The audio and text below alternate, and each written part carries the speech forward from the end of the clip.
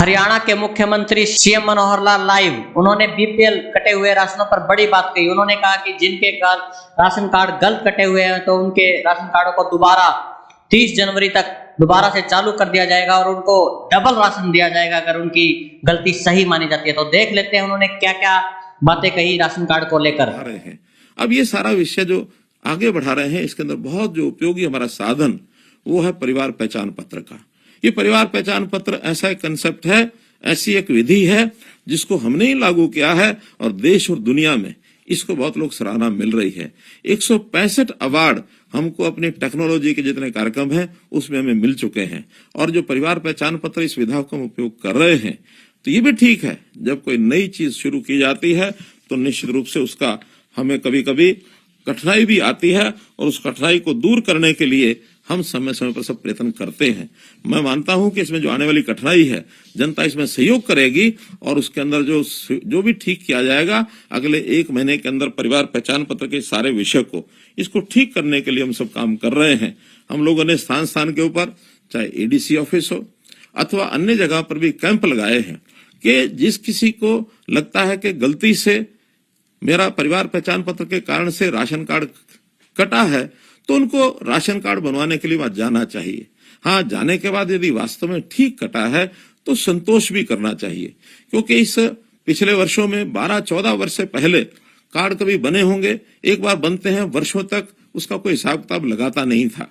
लेकिन अब हमने हिसाब लगाया है कि जिस परिवार में कोई नौकरी लग गई है उस परिवार को राशन कार्ड पर राशन, गरीब का राशन नहीं लेना चाहिए, क्योंकि मेरे लिए तो 300-400 रुपए का एक लाभ मात्र है, लेकिन उसके बदले में जिस गरीब परिवार को राशन नहीं मिला उसके बच्चे कैसे भूख से सोते होंगे, उसकी हालात क्या होती होगी। तो हमने 30 लाख परिवारों को, जो कभी ये 27 लाख परिवारों को राशन पहले मिलता था, अब 3 लाख परिवार जोड़ करके और आगे बढ़े हैं। नए 15 लाख कार्ड बने हैं, 12 लाख परिवार जो है उनके राशन कार्ड कम हुए हैं। कारण है कि उनकी आय 1,80,000 से ऊपर है।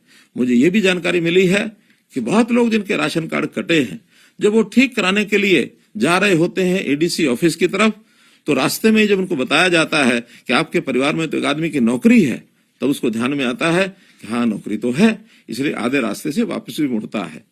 तो जिनकी कठिनाई जेन्युइन कठिनाई है, वास्तव में उनको अगर लगता है कि वो 81 से उनकी आय ऊपर नहीं है, नीचे है, एडीसी ऑफिस में अथवा अपने जो भी साझा सेवा केंद्र, अटल सेवा केंद्र हैं, वहां पर उनके पास सिस्टम है, हमको बताएंगे कि हमारा राशन कार्ड क्यों कटा है।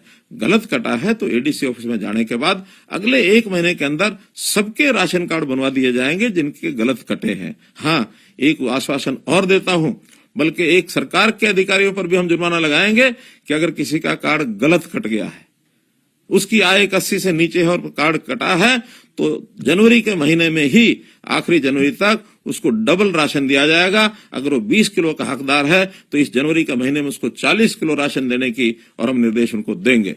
और उसका भी जो खामियाजा है, जिन्होंने गलती की है, उनके ऊपर खामियाजा डाला जाएगा। तो इसलिए हम सब अपने अपने कार्ड को चेक कराने के लिए और अपना जो परिवार पहचान पत्र का आईडी या तो अटल सेवा केंद्र पर अथवा अपना जो एडीसी ऑफिस है वहां पर किसी को भेज करके और इसका हम दोबारा से राशन कार्ड बनाने का काम कर सकते हैं। क्योंकि स्वाभाविक है, जब 30 लाख कार्डों का उथल पुथल हुआ है, अगर 1% भी उसके अंदर गलतियां हुई हो तो 30,000 परिवारों की गलतियां हो सकती हैं, जो कि जिले में 1000 लोगों से भी ऊपर बैठता है। मुझे लगता है कि अगर इतनी संख्या में अगर हुआ भी होगा तो हम इसको बहुत जल्दी इसको ठीक करेंगे और जनवरी के इस महीने में इस सारे कार्यक्रम को हम ठीक करके आगे बढ़ाएंगे। मित्रों, इस सारी बात को केवल कहने का एक ही अर्थ है कि हम लोग प्रदेश की उन्नति के साथ साथ अपनी सोच भी ध्यान रखें कि अगर मेरी आवश्यकता है तो सरकार सहायता करेगी, और यदि मुझे लगता है कि मैं अपने काम को अपने आप चला सकता हूं तो निश्चित रूप से मुझे उस प्रकार से अपने आप को काम करने के लिए आगे बढ़ाना होगा।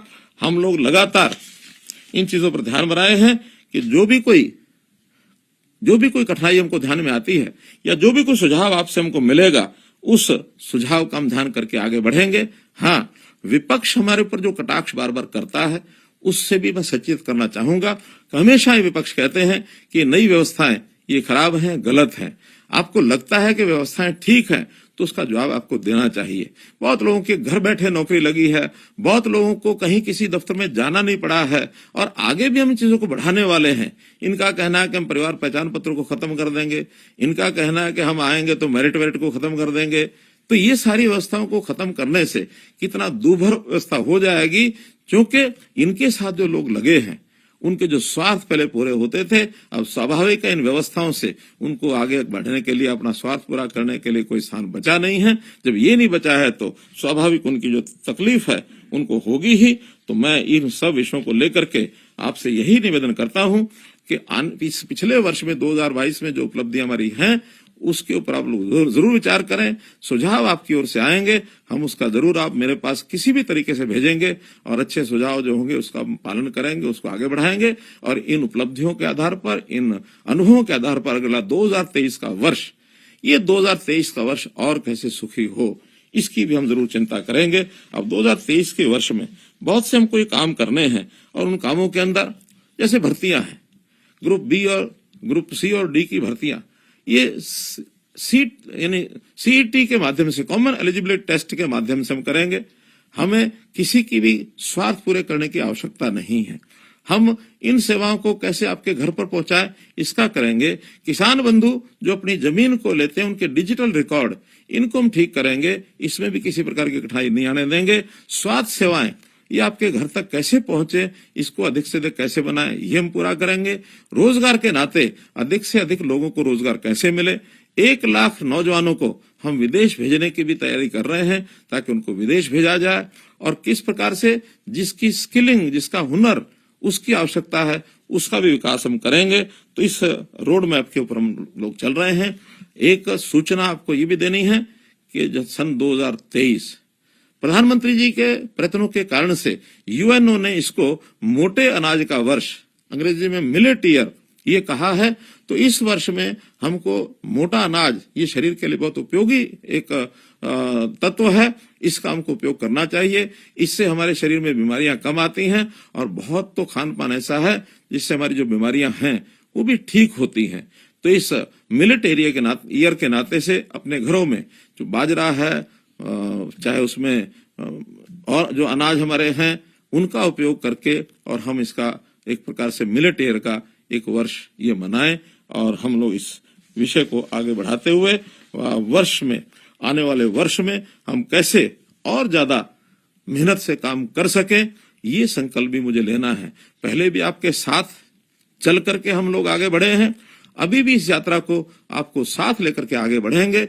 मोदी जी ने कहा था सबका साथ सबका विकास, तो इस बात को लेकर हम सब मिलकर प्रदेश के हित में सोचें, और कैसे हम अपने स्वार्थ को छोड़कर अपने छोटे दायरे से ऊपर उठकर विचार करके सबके साथ सबके विकास में सबका प्रयास और सबके लिए काम करते हुए आगे बढ़ें।